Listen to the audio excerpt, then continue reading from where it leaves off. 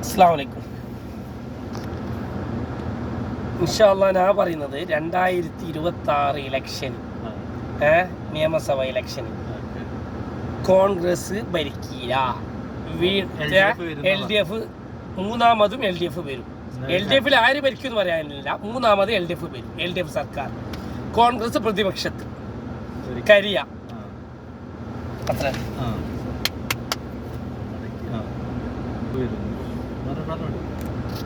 2000 റൺസിന് പന്ത്യം. 10,000 ഓക്കെ, 10,000 ഞാൻ പറയുന്നത് മാർക്സിസ്റ്റ് ഭരണം തുടരും. തുടരുന്നല്ല, ത്രിപിളാവും. തുടർച്ച എന്ന് പറഞ്ഞാൽ പിന്നെയും തുടരും. ഞാൻ പറയുന്നത് UDF ഭരണത്തിൽ വരുന്നു. എപ്പോ അടുത്ത എപ്പോ 2031 അല്ല 2026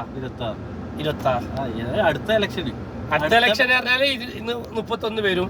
26 കഴിഞ്ഞിട്ട് ഈ വരുന്ന തെരഞ്ഞെടുപ്പിൽ മാർക്സിസ്റ്റ് വരും. ഞാൻ പറയുന്ന UDF വരുന്നു. പ്രതിപക്ഷത്തിൽ ഇരുന്നിട്ട് കരഞ്ഞോണ്ട്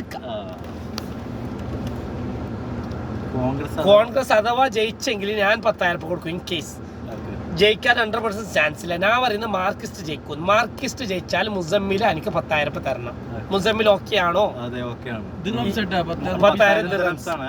ബയ്യ പറയാൻ കഴിയ. പിന്നത്തെ കൊല്ലത്ത് അന്നത്തെ IPL വെച്ച മാതിരി ആവാൻ പാടില്ല. ചെക്ക്